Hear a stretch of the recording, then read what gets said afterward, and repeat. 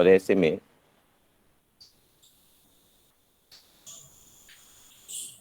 उत्तर प्रदेश पश्चिम राज्य के द्वारा चलाए जा रहे नवम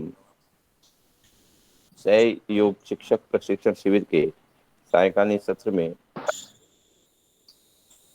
परम पूज्य स्वामी जी महाराज के चरणों में नमन वंदन श्रद्धे आयुर्वेद शिरोमणि आचार्य जी के चरणों में नमन वंदन करते हुए आज के सत्र को आगे चलाएंगे। और अब तक जो हमने जाना है उससे थोड़ा सा और 2 कदम आगे बढ़ते हैं। कल हमने जड़ी बूटियों का परिचय औषध दर्शन के संबंध में क्या कुछ घरेलू उपचार और रसोई के मसालों से किस तरह औषधि प्रयोग करके हम अपने आप को स्वस्थ रख सकते हैं, इसके बारे में हमने जाना था। वात पित्त कफ के बारे में भी हमारा परिचय हो चुका है सामान्य। और अब हम चलते हैं सप्त धातुओं के ऊपर, जानते हैं कुछ सप्त धातुओं के बारे में। आदरणीय विनोद जी, आपका माइक खुला है, आवाज आ रही है उधर की। तो हम सब जानते हैं, जैसे पहले हमने कहा कि सभी सकल सृष्टि जड़ या चेतन सभी में पंच महाभूतों की उपस्थिति पाई जाती है। वात पित्त कफ में भी पंच महाभूतों की एक निश्चित अनुपात पाया जाता है। इसी प्रकार से जो शरीर का हमारे निर्माण करने वाले ये तत्व हैं, उनमें ये सप्त धातुओं का महत्वपूर्ण स्थान है और इनमें भी पंच महाभूतों की उपस्थिति होती है। अब चूंकि ये सप्त धातुएं हमारे शरीर का रक्षण पोषण और शरीर के आकार को धारण करते हैं और संयुक्त रूप से मिलकर के शरीर की मूलभूत रचना में सहायक होते हैं, इसीलिए ये सभी मिलकर के धातु कहलाते हैं। तो धातु कौन कौन सी होती हैं? पहली है रस अर्थात लसिका।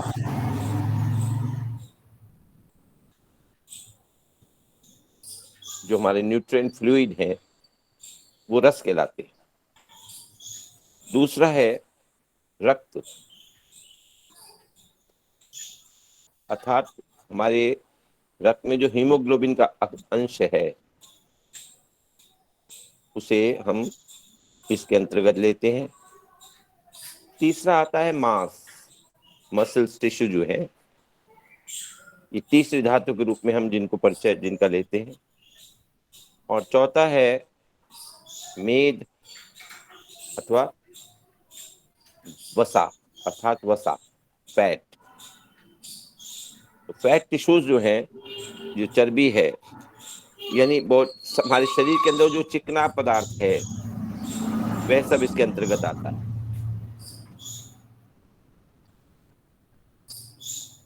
प्रमोद जी, आदरणीय विनोद जी का माइक म्यूट कर दीजिए।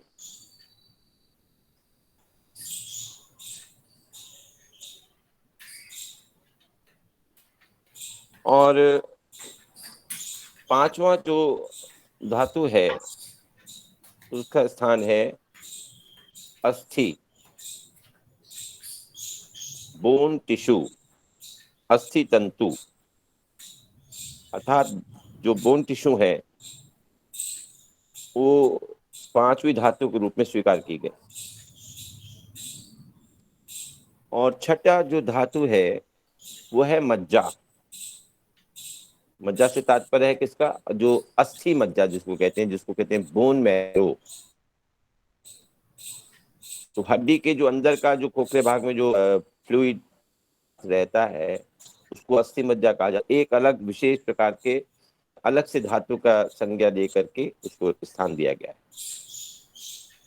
और सातवां है शुक्र व रज, जो हमारे रिप्रोडक्टिव और जनरेटिव टिश्यूज हैं, उनको सप्त सातवीं धातु के रूप में मान्यता दी गई। इन सभी का निर्माण हम जैसे कि जानते हैं जो पंच महाभूतों से हुआ है, लेकिन प्रत्येक प्रकार की धातु में किसी विशेष महाभूत की प्रधानता रहती है।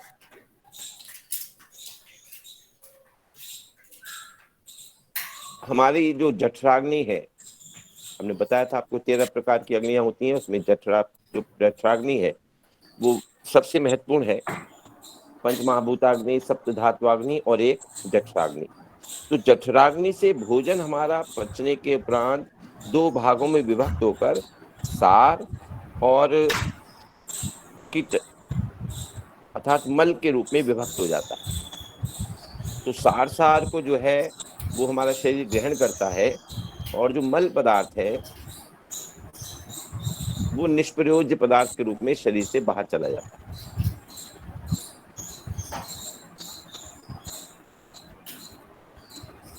ओम। आदरणीय विनोद जी, आपका माइक खुला है, कृपया बंद करेंगे, विसिल हो रही है इससे। और प्रमोद जी अगर हो तो प्रमोद जी आप बंद कर सकते हैं इसको। प्रमोद जी। गुरुजी ओम। जी ओम। गुरुजी कल आप ये कह रहे थे कि जो कल आपने जड़ी बूटियों के बारे में बताया था जी। कि क्वेश्चन भी क्या था कि कितनी कितनी मात्रा में यूज करना चाहिए। तो आपने पूछा नहीं ना, उसके बाद मैंने ग्रुप में देखा किसी का सवाल नहीं था। अच्छा। हर हर औषधि की मात्रा, हर औषधि की लेने की विधि अलग प्रकार से होती है। किसी का फाँट लिया जाता है, फाँट कहते हैं रस, मतलब रात को भिगो दिया सुबह पी लिया। किसी का फिर क्वाथ लिया जाता है, मतलब उसको औषधि को उबाल करके उसका काढ़ा बना लिया जाता है। फिर किसी का रस निकाल के स्वरस लिया जाता है, उसको पीस करके उसका रस निकाला जाता है। अलग अलग प्रकार से औषधि ली जाती है और हर एक की मात्रा अलग प्रकार की होती है। हाँ तो आपको कह दी किसी विशेष के प्रकार के बारे में पूछना है हाँ तो उसको आप, मैंने कहा था हाँ प्रश्न पूछ हाँ लीजिएगा, गुरुजी हम आप। बता देंगे। आज के इस विषय में उस दूसरे प्रसंग की चर्चा नहीं करेंगे, ठीक है। ठीक गुरु। हाँ, ठीक। आप, मैंने कहा था कल भी कहा था कि आप ग्रुप में डाल दीजिएगा, कोई किसी का भी प्रश्न हो उसको उत्तर मिल जाएगा। अब हम पढ़ रहे हैं सप्त धातुएं, इस ऐसे में फिर जड़ी बूटियों की चर्चा लेके बैठ जाओ तो ठीक नहीं है ना। तो इसकी आप सारा ध्यान अपना जो है इस समय इसकी ओर ले जाएंगे। आदरणीय प्रमोद जी, अगर आप उपस्थित हैं तो कृपया आदरणीय विनोद जी का माइक खुला हुआ है उसको बंद करने का कष्ट करें। आदरणीय प्रमोद जी, जी धन्यवाद। वो उससे विसलिंग हो रही थी, डिस्टरबेंस हो रहा। चलिए, तो हम जान रहे थे कि जो किसी ना किसी धातु में किसी महाभूत की प्रधानता रहती है, और हमारी जठराग्नि जब किसी भोजन को पाचन क्रिया की, चयापचय की क्रिया के उपरांत दो भागों में विभक्त करती है, सार तत्व और कीट तत्व। कीट कहते हैं मल को। मल में, ऐसे में जो सार तत्व है उसको शरीर हमारा अवशोषित कर लेता है। जो हमारा आते हैं, छोटी आंत, बड़ी आंत और रेक्टम, तो तीनों जगह पर हमारा वो उसमें सार जो है, रस जो है वो अवशोषित कर लिया जाता है, और मल पदार्थ जो है वो एक जगह एकत्र होकर के एक निश्चित समय पर फिर उसका निष्कासन हो जाता है। तो उस जो रस है, उस सार तत्व को जो शरीर में, मैंने जैसे पहले बताया था कि उसको सभी जगह ले जाने का कार्य वात के द्वारा संभव होता है। तो व्यान वात जो है वो रक्त के माध्यम से उस सार तत्व को, जिसको हम आज की भाषा में यदि कहें सामान्य समझाने की दृष्टि से, कि जब वो ग्लूकोज के रूप में परिणित हो जाता है, तो उस ग्लूकोज वो रक्त में अवशोषित होकर के ऊर्जा के उत्पत्ति के लिए रक्त के द्वारा वात, व्यान वात के द्वारा फिर सभी कोशिकाओं के लिए भेज दिया जाता है वितरण के लिए। अब जिससे हमारी जो शरीर में रस, रक्त, मांस, मेद, मज्जा, अस्थि, ये सारी धातुओं का निर्माण होता है। अर्थात जो सबसे पहले जो धातु का निर्माण होगा वो किसका होगा? रस का। अगर रस धातु का निर्माण नहीं हुआ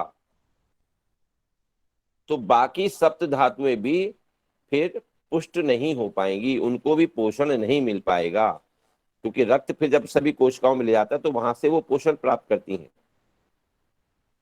अर्थात जो पहली धातु है रस धातु, उसका सही मात्रा में, उचित मात्रा में बनना हमारे स्वस्थ रहने की प्रक्रिया में सबसे पहली आवश्यकता है। अगर हमारी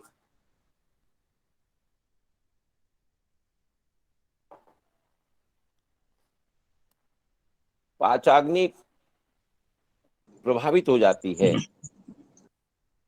पाचाग्नि के प्रभावित होते ही फिर हमारी पाचन प्रणाली जब अव्यवस्थित होती है तो हमारे शरीर के अंदर फिर रस का निर्माण होना बंद हो जाता है। रस की जितनी मात्रा में रस बनना चाहिए था उतनी मात्रा में हमें पोषक पदार्थ रस अर्थात रस नहीं बनते, सार जो है नहीं बन पाता। तो उसके लिए आवश्यक है कि हमारे शरीर में जो पाचाग्नि है वो ठीक से काम करे।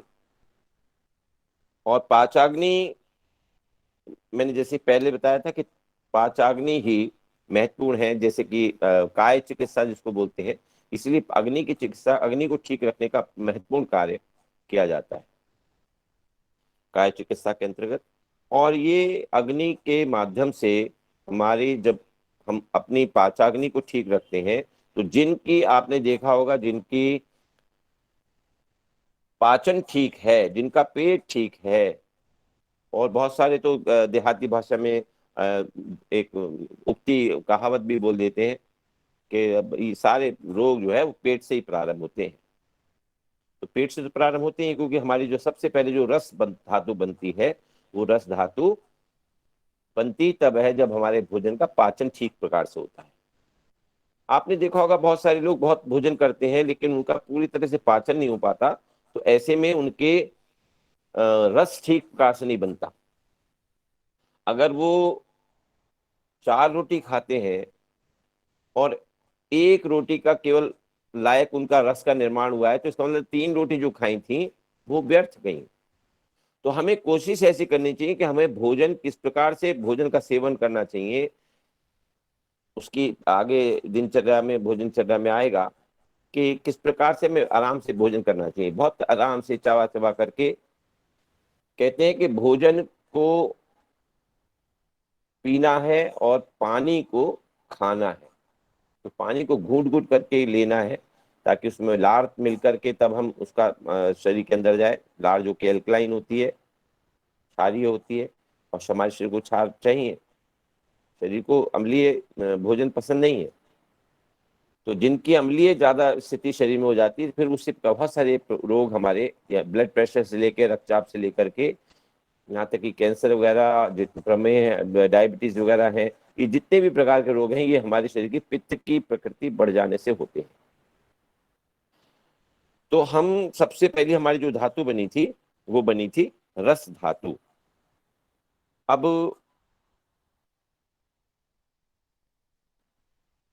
रस के निर्माण से ही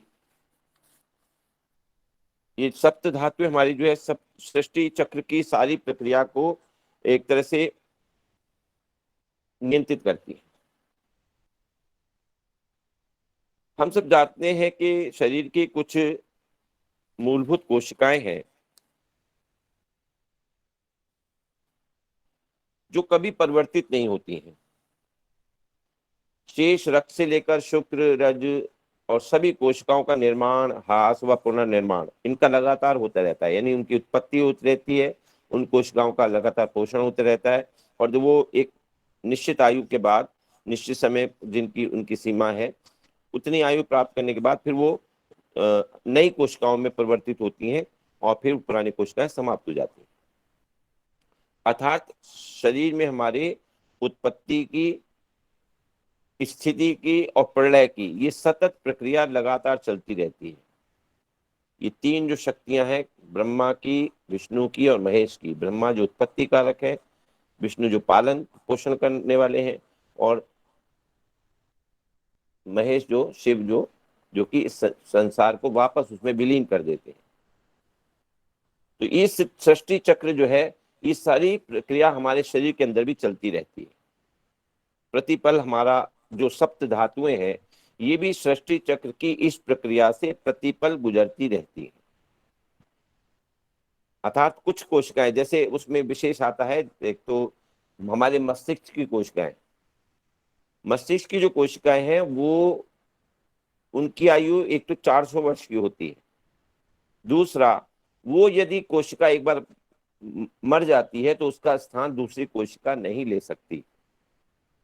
बाकी हमारे हृदय की कोशिकाएं हैं, कुछ मर जाती तो उसके स्थान पर नहीं आ जाती हैं। और भी शरीर के मांस है, कहीं अगर कट गया है उसका आपने देखा, कट के एक्सीडेंट में निकाल भी देते हैं, या गल जाता है, फोड़े फुंसी का ऑपरेशन करके निकाल देते हैं, तो उतना मांस का टुकड़ा फिर वापस भर जाता है वहां पर।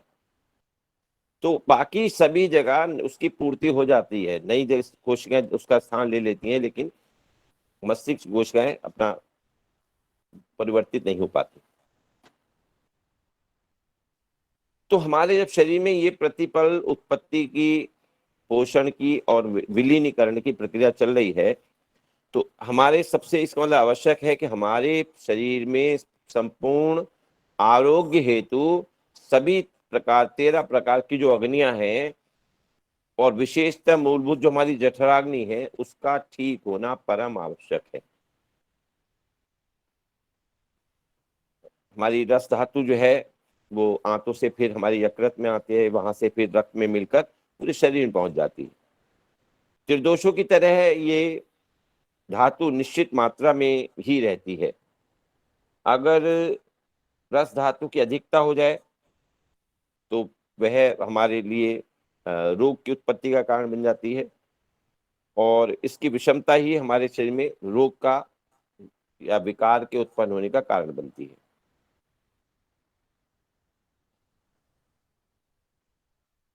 और इन धातुओं में भी जो विषमता है, वो जो त्रिदोष है, वात पित्त कफ, उनकी विषमता से आते हैं।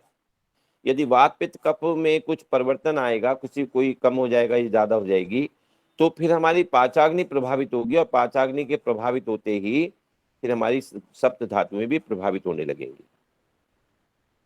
जब कोई दोष कुपित होकर किसी विशेष धातु को प्रभावित भी करता है, तो उस धातु की जो अग्नि है वो भी उससे प्रभावित होती है, और उस धातु की कार्य क्षमता और कार्य प्रणाली और जो भी उसकी व्यवस्थागत कार्य है, उसमें भी शिथिलता और कमी आ जाती है। जिस धातु के दूषित होने से हमें रोग होता है, उसे उसी धातु से संबंधित जोड़कर रोग को बोला जाता है।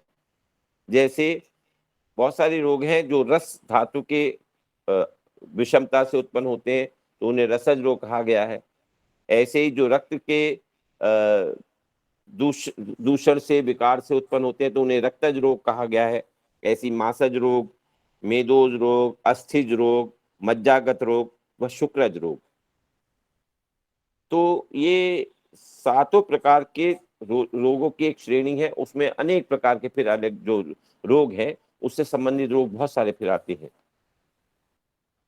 अब सबसे पहले यदि हम रस धातु के विषय में जानना चाहें, तो रस धातु सभी धातुओं में, जैसे हमने जो सभी सप्त धातुओं के पोषण की, उनको पुष्ट करने की, तृप्त करने की, अर्थात जो अगली धातु का निर्माण होता है, उसकी पहली सीढ़ी है रस धातु।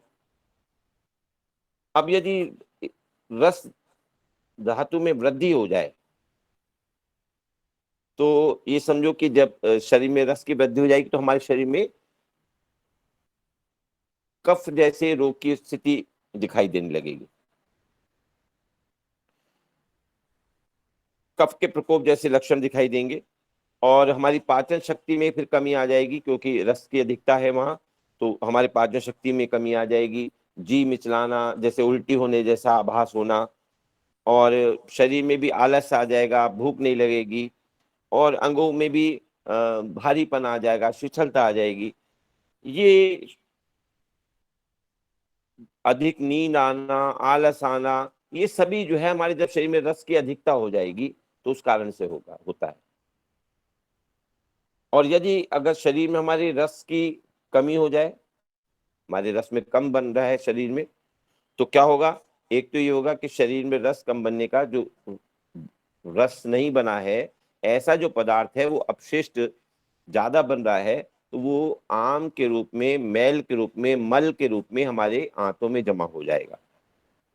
तो हमारे शरीर के अंदर वात की वृद्धि हो जाएगी, अधिकता में कफ की वृद्धि होगी, और न्यूनता में पित्त की वृद्धि हो जाएगी, वात वृद्धि होगी, और मुख और दूसरे अंगों में खुश्की आ जाएगी, सूखापन आ जाएगा वात की वृद्धि से, थकान होगी, रूखापन रहेगा, अधिक प्यास लगेगी, गर्मी लगेगी, और शब्द की असहिष्णुता, जिसे कहते हैं कि किसी भी बात को सुन करके किसी भी आवाज से एलर्जी सी होना, अप्रिय लगना, कि नहीं मुझे शोर लग रहा है, ऐसा लग रहा है बहुत शोर मच रहा है, तो ये इस प्रकार की कानों को ध्वनि जो है बुरी लगने लगती है।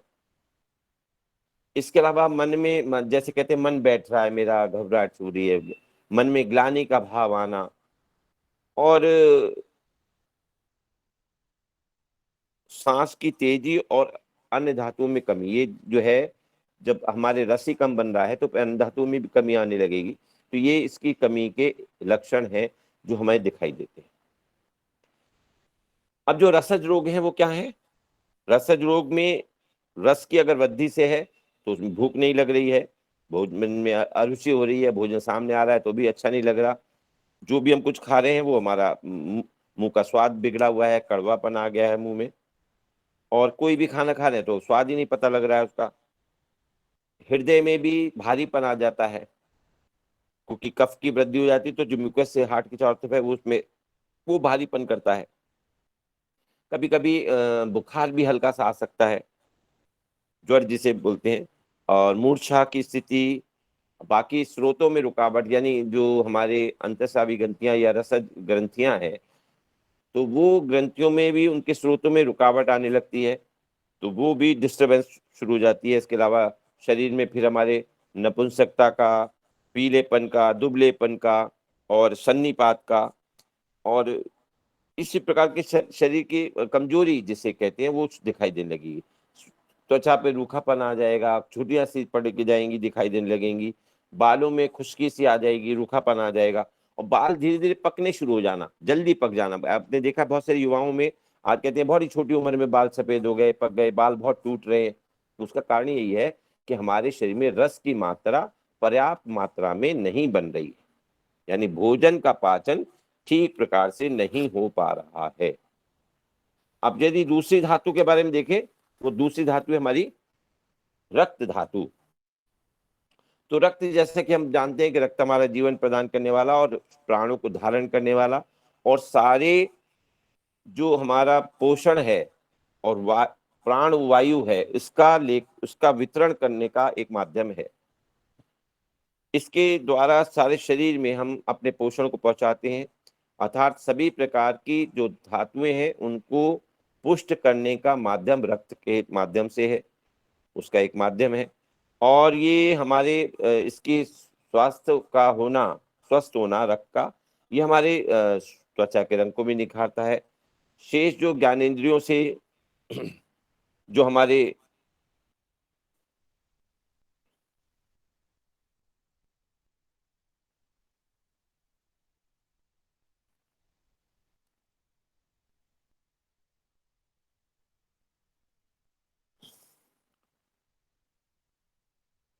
हमारे मस्तिष्क में भी जो प्रखरता है, तेज है, यानी हमारा मस्तिष्क जो कार्य कर रहा है वो भी यदि रस की पर्याप्त मात्रा सभी कोशिकाओं में पहुंच रही है तो वो हमारा मन भी स्थिर रह करके, शांत रह करके अपने पूरा उपयोग कर पाता है। और यदि शरीर में कमजोरी आ जाती है, व्यग्रता आ जाती है, शरीर में थकावट आने लगती है, तो फिर हमारा मन पढ़ाई में भी, जो भी हम सुन रहे हैं उसमें भी, और कुछ कोई बोल रहा है तो वो सुनने में बुरा लग रहा है, ऐसे में सब इससे डिस्टरबेंस होने लगता है। तो रक्त के माध्यम से हमारे शरीर के अंदर सोचने की, व्यवहार करने की, तो रक्त का शुद्ध होना मतलब और स्वस्थ होना और रक्त की पर्याप्त मात्रा होना शरीर में बहुत आवश्यक है। उसके पर्याप्त मात्रा होने से ही हीमोग्लोबिन का लेवल जो हमारे शरीर में होना चाहिए उसके होने से ही हमारी जो बाकी धातुएं हैं वो पोषित और पल्लवित पुष्पित होती हैं, और उनके स्वस्थ रहने की, जब स्वस्थ रहती है तो बाकी उनके द्वारा किए जाने वाले कार्य भी हम कर पाते हैं, और ये हमारे लिए स्वस्थ रहने का एक परिचायक होता है। अब यदि हमारे रक्त की हेमोग्लोबिन की कम क्षय हो गया है, कमी हो गई है, क्षीण हो गई है, तो क्या होगा कमजोरी होने से?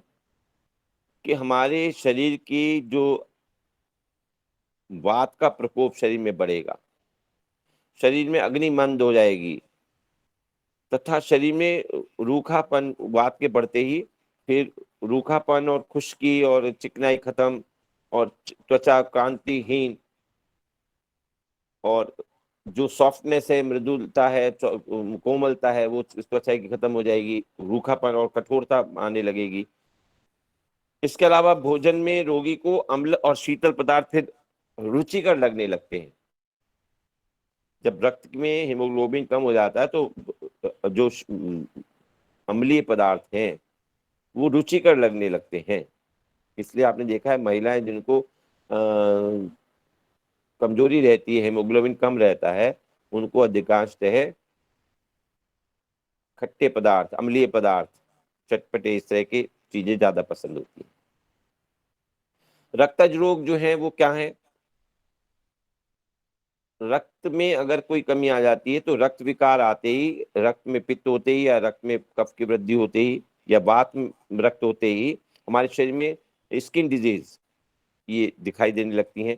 तो उसके लिए चमड़ी के जो रोग हैं, कोढ़ है, ब्लड कैंसर है, और हर्पीज, विसर्प की बीमारी जिसको बोलते हैं विसर्प, इसके अलावा छोटी छोटी फुंसियाँ, घमौरियाँ, और शरीर के स्त्रियों में जननांगों से स्राव, जिसे रक्त प्रदर, श्वेत प्रदर बोलते हैं। इसके अलावा पुरुषों में भी जनन इंद्रिय का पक जाना, मुख का पक जाना, और प्लीहा जो हमारी है स्प्लीन, उसमें उसका पक जाना, उसमें वृद्धि हो जाना, बढ़ जाना, सूजन आ जाना। इसके अलावा पेट में अफारे की स्थिति बन जाना, और पेट के अंदर कहीं भी आंतों में कहीं फोड़ा हो जाना बड़ा। तो इसके अलावा चेहरे पर, आंखों के नीचे झाइयां आ जाना, नीली मासी त्वचा पर कहीं कहीं दिखाई देने लगना। तो ये शरीर में काले तिल की उपस्थिति बढ़ जाना, दाग, चर्मदल, ये इस प्रकार के जो, और एक वो आप देखते हैं वो जो सफेद दाग की बीमारी, श्वेत रोग बोलते हैं इसको, सोराइसिस, श्वेत रोग, उसको क्या बोलते हैं इंग्लिश में? तो श्वेत रोग जो है वो भी सफेद दाग का ये हो जाता है। ये भी रक्त के दूषित होने से होता है। इसके अलावा खुजली है, मैंने बताया, पीलिया है, यानी लीवर भी बिगड़ जाता है तो फिर पीलिया भी होने हो जाता है, तो वो भी उसके कारण से ये है कि जो हमारे शरीर में हीमोग्लोबिन की कमी के कारण से बहुत सारी, इन सभी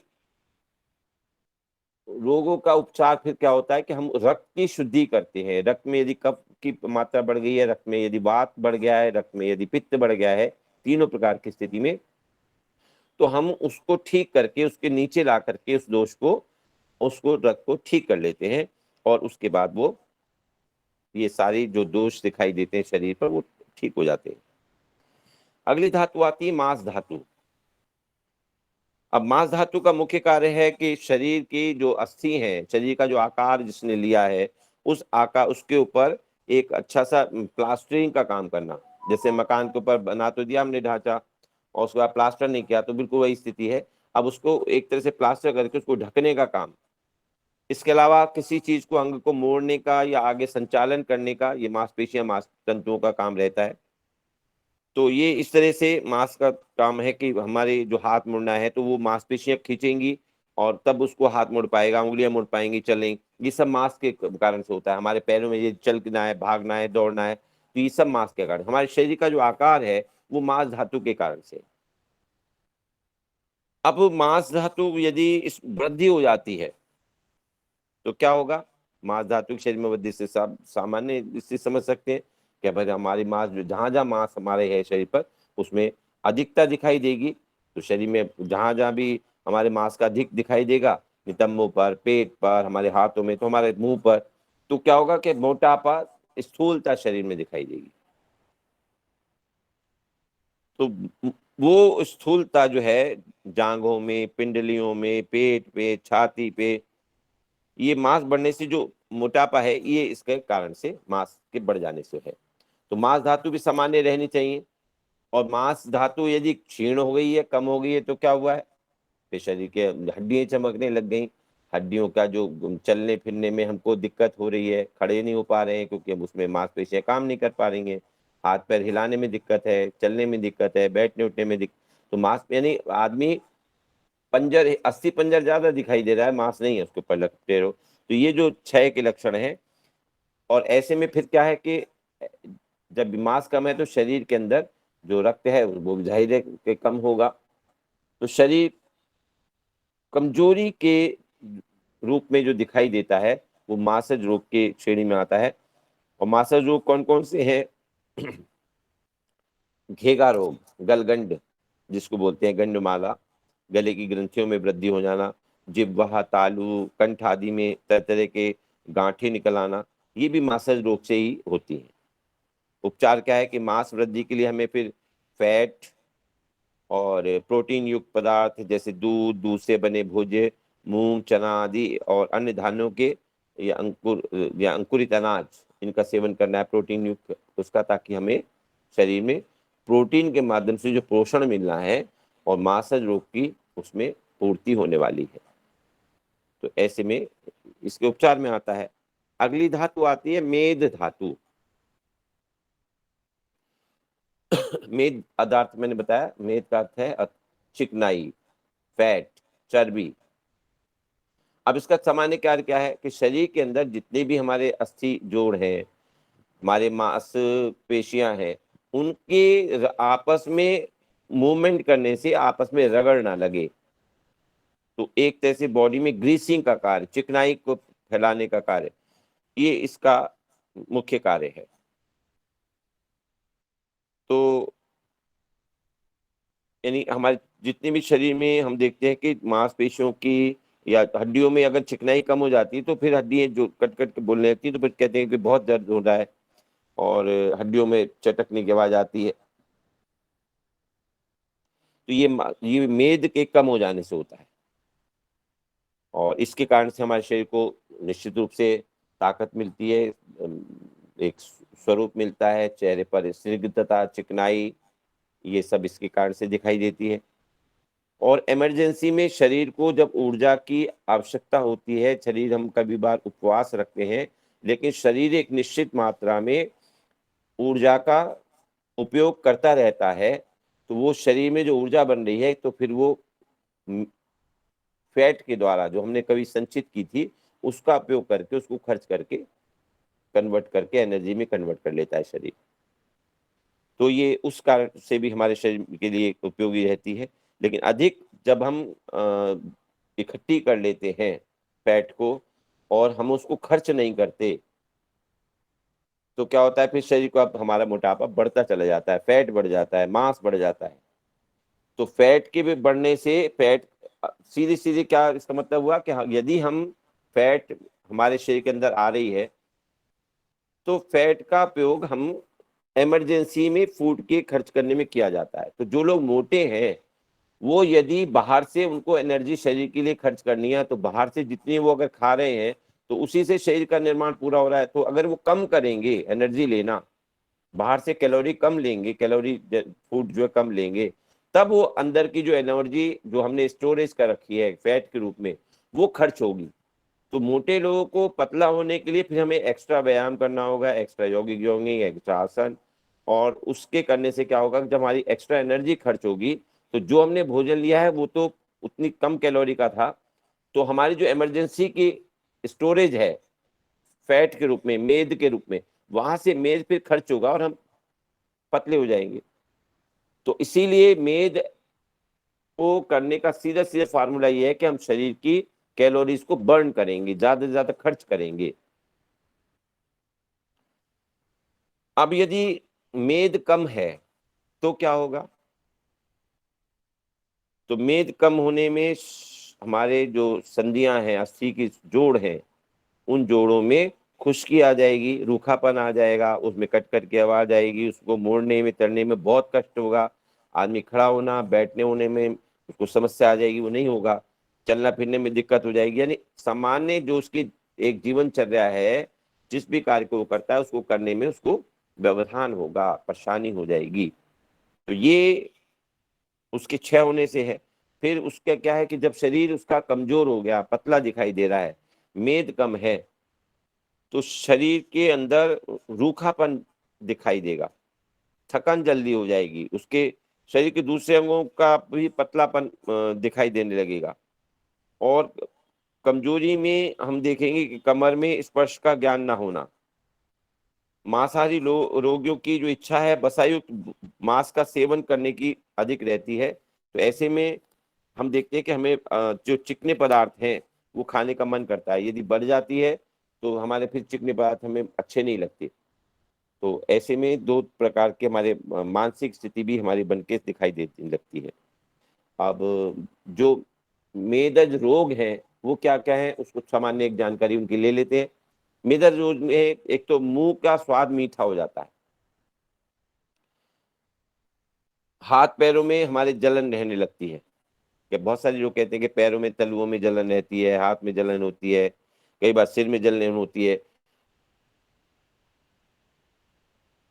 सिर में भी बालों का उलना, बालों झड़ना और जटाएं बन जाना, मुख कंठ पर तालु का सूख जाना, बहुत आलस आना, बहुत अधिक प्यास लगना, शरीर के मल पदार्थों आदि का अधिक मात्रा में निकलना, शरीर के छिद्रों से अधिक स्राव होना और शरीर में जलन सी अनुभव करना, या शरीर का कहीं कहीं शून्य पड़ जाना, ये सब जो है ये मेदज रोगों की श्रेणी में आता है। अब उपचार क्या है? जैसे मैं अभी चर्चा कर रहा था, उपचार यही है कि हम जो भी भोजन करें वो कम कैलोरी युक्त होना चाहिए। अगर अधिक है तो कम कैलोरी युक्त भोजन करें, सलाद की अधिकता लें, फाइबर युक्त रेशा युक्त भोजन अधिक करें, ताकि दूसरा हमारे शरीर के अंदर किसी भी प्रकार की कब्ज या अपच की स्थिति नहीं रहनी चाहिए। तो उसके लिए हमें अपना वैसा ही सात्विक भोजन सत्वगुण का हमें धारण करना है, ताकि हमारे शरीर के अंदर किसी भी प्रकार का मल जो है रुकने नहीं पाए। अगर यदि स्थूलता है तो उपवास करके, अधिक योगाभ्यास करके हम अपने उसको एनर्जी को खर्च कर सकते हैं। और यदि मेद की कमी है, फैट की कमी है, तो अगर उसके कारण से बहुत कमजोरी है तो फिर हम ऐसा भोजन का करेंगे कि ताकि पाचाग्नि को ठीक करेंगे कि हमारा पाचन ठीक हो जाए और सही मात्रा में रस का निर्माण हो, ताकि रस के निर्माण से फिर बाकी हमारे रस, रक्त और अन्य धातुएं पोषित होते रहें। पौष्टिक भोजन करें, समय से भोजन करें, अधिक कैलोरी युक्त भोजन करें, सुपाच्य भोजन करें, अधिक गरिष्ठ भोजन नहीं करें, ताकि वो हमारी जल्दी से पच के हमको, हमारे शरीर को लगे। तो ऐसे में घी का सेवन है, मक्खन का सेवन है, दूध का सेवन है, प्रोटीन युक्त पदार्थ हैं, दालें हैं। प्रोटीन में फिर आपका आ जाता है जिसमें मशरूम आ जाता है, सोयाबीन आ जाता है ना। इस तरह के जो जितने भी पदार्थ हैं, पनीर वगैरह है, दूध और दूध से बने पदार्थ है, सभी ये सभी प्रोटीन युक्त पदार्थ हमारे शरीर को अतिरिक्त पोषण देते हैं और वो अतिरिक्त कैलोरी फिर हमारे शरीर में जा करके वो हमारे कृष्णता को, कमजोरी को दूर करती है। अगली जो धातु आती है वो आती है अस्थि। अब अस्थि क्या है? हमारे शरीर के जो आकार को धारण करना। हमारा शरीर कितना लंबा होगा, कितना छोटा होगा, हम बौने होंगे, लंबे होंगे, चौड़े होंगे। कई बार आपने देखा है कि आदमी तो बड़ा चौड़ा है, हड्डियों का आकार, फ्रेम तो बहुत बड़ा है उसका चौड़ा, लेकिन शरीर पर मांस नहीं है। कई है कि उसका आकार चौड़ा है, उसके ऊपर मांस भी अगर है तो वो फिर बड़ा, एकदम बहुत बड़ा शरीर दिखाई देता है। और कुछ देखते हैं कि बहुत छोटा सा है, उसका आकार ही छोटा है, उसकी सारी जितनी भी अस्थियां हैं वो यानी पूरा बॉडी का स्ट्रक्चर फ्रेम जो है वही सब छोटे छोटे आकार का है, तो उसकी हाइट बहुत कम है। तो ऐसे अलग अलग प्रकार, यानी शरीर के आकार देने की जो एक कार्य है वो अस्थि का है। इसी के आधार पर हमारे शरीर और अंगों के आकार का निर्माण होता है, वो हमारा शरीर खड़ा रहता है। अब यदि वृद्धि हो जाती है तो वृद्धि के लक्षण क्या हैं और रोग क्या है? अधिक अस्थि, अस्थि में वृद्धि होने से, यानी उसके आकार, जो हड्डियों का सामान्य आकार है उसके आकार से अधिक बड़े होने से, या बालों और नाखूनों में शीघ्र वृद्धि, दांत की ज्यादा बड़े हो जाना, दांत का सामान से अधिक बढ़ना, हड्डियों व दांतों में पीड़ा होना, बाल, लोब और दाढ़ी मूछ हमारी जो है इनके रोग होने लगना, नाखूनों में विकृति आ जाना, ये सभी जो है अस्थि रोगों की श्रेणी में आता है। अब इनके कमी अगर हो गई है तो क्या दिक्कत है, क्या परेशानी आएगी, क्या रोग दिखाई देंगे? हमारी हड्डियों में अ, अस्थि क्षय होने लगता है, अस्थि अस्थि कमजोर होने लगती हैं, भुरभुरापन आने लगता है, इंग्लिश में जिसको कहते हैं ऑस्टियोपोरोसिस, है ना, या ऑस्टिपीनिया, ऑस्टियोपोरोसिस, ये इस तरह की बीमारियां, यानी हड्डियों के कमजोर होने की प्रक्रिया शुरू हो जाती है। तो उसके लिए क्या करना होता है कि हमें जो हड्डियों के निर्माण करने के लिए जो भी तत्व चाहिए, कैल्शियम चाहिए, तो ऐसा भोजन करेंगे जिसमें हमारा ठीक प्रकार से शरीर में रक्त का निर्माण हो, उससे रक्त रस भी ठीक बने, और दूसरा हमारे अस्थियों का निर्माण, जिसमें मैंने बताया पंच महाभूतों में किसी एक प्रधानता रहती है, तो उसमें पृथ्वी तत्व की प्रधानता लगी होती है। यानी हड्डियों में भी हमारे, यानी हमारी अस्थियों में भी हमारे 30% जल तत्व रहता है, अस्थियों में भी। तो अस्थियों के उनका जो पोषण है, तो उनमें जो जो भी हमें तत्व चाहिए, खनिज चाहिए, उसकी पूर्ति कर लेने से आप ठीक हो जाती हैं। तो उसमें जैसे दूध है, दूध के अंदर पर्याप्त मात्रा में कैल्शियम पाया जाता है, तो हम कैल्शियम का प्रयोग करके, और दूध का, दूध से बने पदार्थों का, और मट्ठा, पनीर, लस्सी, इसके अलावा सूखे मेवे, मूंग, चना, दालें जितनी हैं, और फल, पत्ते वाली सब्जियां, विटामिन डी जो कि सूर्य की रोशनी में बनता है। मांसाहारी लोग तो मांस, मछली वगैरह में और मांस में रहता है, लेकिन जो शाकाहारी लोग हैं उनके लिए किसी भी शाक में विटामिन डी नहीं होता, तो उसको विशेष रूप से हमें सूरज की रोशनी में ही शरीर के अंदर हमारी रासायनिक क्रिया के माध्यम से विटामिन डी का निर्माण होता है। तो सूर्य की रोशनी में हमें बैठना है, उससे हमारी हड्डियां मजबूत होती हैं, विटामिन डी का निर्माण होता है। विटामिन डी अगर है तो बॉडी में कैल्शियम भी एब्जॉर्प्शन होगा। तो अगर विटामिन डी की कमी हो जाएगी तो बॉडी में कितना भी आप कैल्शियम ले लें, कैल्शियम का शरीर शोषण ही, अब शोषण ही नहीं करेगा। तो ऐसे में हमें धूप का अधिक सेवन करना है जिनको कमजोरी है, और दूध, घी, इसके अलावा आप इस प्रकार के पदार्थ जो है कैल्शियम के लिए, हम वंशलोचन, मुक्ता शुक्ति भस्म या शंख भस्म ये मिलती है, इसको भी आप प्रयोग कर सकते हैं। और कुछ नहीं तो सामान्य जो खाने वाला चूना जो पान में व्यक्ति खाया करते हैं, उसका मूंग की दाल के बराबर दाल में, दही में या दूध में मिलाकर भी सेवन किया जा सकता है, दिन में एक बार मूंग की दाल के दाने के बराबर। केवल पानी में घोलकर नहीं लेना है, अ, और वो जो चूना लेंगे वो भीगा हुआ होना चाहिए, पहले से ठंडा, जिसके ऊपर से पानी निथार करके 2-3 बार अलग कर दिया गया है, ऐसा ठंडा चूना उसकी मूंग के दाल के दाने के बराबर एक दिन में एक बार आप ग्रहण कर सकते हैं। तो उससे आपकी अस्थियां मजबूत होंगी। अगला आती है धातु मज्जा। अब मज्जा का कर्म, सामान्य कर्म क्या कार्य है कि सभी प्रकार की अस्थियों के अंदर उनके खाली स्थानों और छिद्रों में ये मज्जा धातु भरी रहती है। दूसरे शब्दों में इस धातु का कार्य अस्थियों का स्नेह से युक्त और उनको पूर्ण करना और अस्थियों को पोषण प्रदान करना है। इस प्रकार ये शरीर में चिकनाई, स्निग्धता और बल की वृद्धि को करता है। और मज्जा धातु की वृद्धि के लक्षण और रोग क्या है? सारे शरीर और विशेषकर नेत्रों में भारीपन आ जाना, हड्डियों के जोड़ों में बड़े बड़े और कष्ट साध्य यानी कठिनाई से ठीक ना होने वाले फोड़े फुंसी का हो जाना। आपने देखा है कई बार बगल में, जांग में फोड़े फुंसी हो जाते हैं। ब्लड का या बोन कैंसर का हो जाना, ये बोन मैरो के कारण से बता रहा हूँ, मज्जा के गत रोग जो है। उंगलियों के जोड़ों में दर्द होना, उनके अंदर फोड़े हो जाना, चक्कर, मूर्छा तथा तमस, आंखों के आगे अंधेरा छा जाना, ये इस प्रकार के जो आप देखेंगे लक्षण, ये मज्जागत रोगों के कारण से, मज्जा के सामान्य स्थिति में वृद्धि के कारण से दिखाई देते हैं। और यदि मज्जा में कोई कमजोरी आ जाती है, कमी आ जाती है, तो फिर हड्डियों में खोखलापन होने लगता है। फिर हमें ऑस्टोपेनिया, ऑस्टोपोरोसिस जैसी हड्डी भुरभुरापन आ जाता है, हड्डी अपने आप टूटने लग जाती है, सामान्य से किसी झटके लगने से ही हड्डी टूटनी शुरू हो जाती है।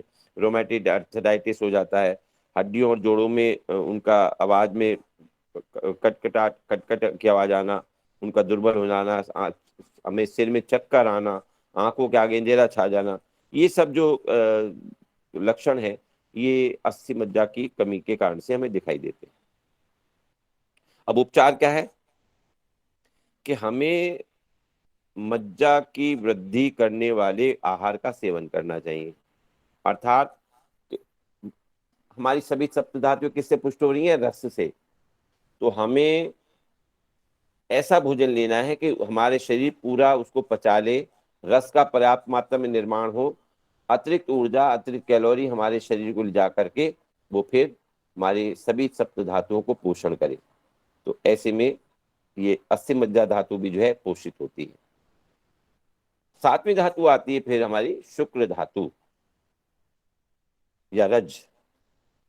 तो ये क्या क्या है इसका? जो हमारे रिप्रोडक्टिव जो ऑर्गन्स को पोषण देने वाली सप्त धातु है। तो ये अंतिम धातु सब धातुओं में श्रेष्ठ और शक्तिशाली मानी गई है।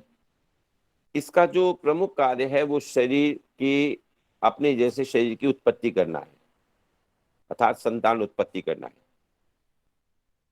हमारे शरीर के अंदर जो स्थिरता है, धैर्य है, शूरवीरता है, साहस है, उत्साह है और विपरीत लिंग के प्रति आकर्षण है, ये इस धातु के पुष्ट होने से हमारे शरीर के अंदर दिखाई देता है। यानी अगर शरीर में वृद्धि होगी तो क्या होगा कि हमारे शरीर से जो इस शुक्र जो है पदार्थ है, इसका अधिक स्राव होगा, काम वासना में अधिकता हमारे रहेगी और शुक्र मार्ग में किस प्रकार की सूजन, पथरी हो जाना या इस प्रकार के रोग भी कई बार दिखाई देने लगते हैं। यदि शुक्र धातु में कमी आ जाती है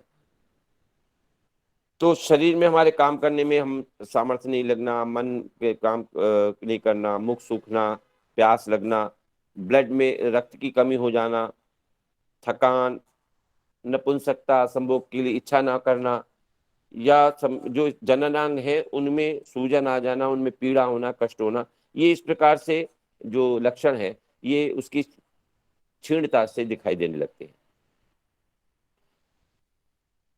तो ये इसका उपचार क्या है कि हमें शुक्र की अधिकता होने पर हमें उपवास करना है, उपवास उपासना करनी है, संतुलित आहार का सेवन करना है तथा शुक्र की कमी यदि हुई है तो फिर हमें शुक्र बढ़ाने वाले पदार्थों का सेवन करना है, पोषण पदार्थों का सेवन करना है, प्रोटीन युक्त पदार्थों का सेवन करना है और ऐसी पुष्टिकर औषधियों के सेवन के माध्यम से, रसायन चिकित्सा के माध्यम से या बाजीकरण चिकित्सा के माध्यम से हम अपने इस सप्त धातु को पुष्ट कर पाते हैं।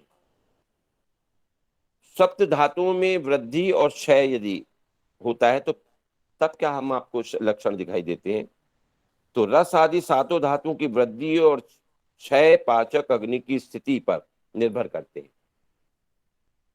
पाचन अग्नि हमारी जिस प्रकार से कार्य करती रहेगी, रस का निर्माण ठीक से होता रहेगा, तो सप्त धातुएं भी उचित और समानुपातिक मात्रा में हमारे शरीर पर उपस्थित रहेंगी, यानी हम कमजोर नहीं रहेंगे, हमारा शरीर स्वस्थ रहेगा। तो पाचाग्नि जो काय चिकित्सा के अंतर्गत आता है, सबसे पहले उसको हम ठीक करने का कार्य करेंगे। तो हमारा आहारचर्या यदि, फिर वही बात आई कि हितबुक ऋतबुक और मितबुक वाली है, हमें कब क्या खाना है, यदि हमें इसका ज्ञान रहेगा तो हमारे शरीर में पाचाग्नि ठीक प्रकार से काम करती रहेगी, और पाचाग्नि के द्वारा जब पहली धातु रस का ठीक से निर्माण होगा, तो बाकी अन्य धातुएं भी पोषण हो करके अपनी स्वास्थ्य को प्रदान करेंगी और शरीर हमारा स्वस्थ रहेगा। तो आज केवल इतना ही, और कल चर्चा करेंगे।